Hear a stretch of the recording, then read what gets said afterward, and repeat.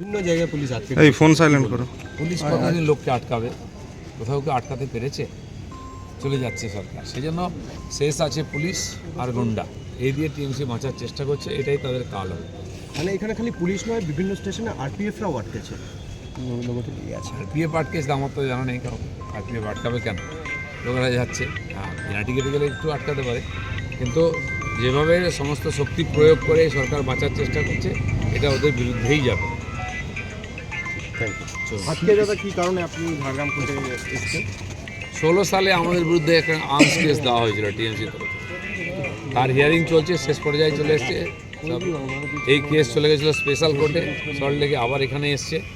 তো খালি যিনি পিপি ছিলেন তিনি এপিআর হননি বলে বাকি আছে, নাহলে তার চাকরি হলে ডিসমিস হয়ে যাবে। সিএতে আবেদন করে মিলল নাগরিকত্ব পেলেন হাবিবপুরের ভূমি গ্রামের সত্যরঞ্জন বারুই। হাজার হাজার লোক, মানে লক্ষ লক্ষ লোক সিএতে অ্যাপ্লাই করছেন, আর অ্যাপ্লাই করে ডকুমেন্ট দিলে সবাই নাগরিকত্ব পেয়ে যাবেন।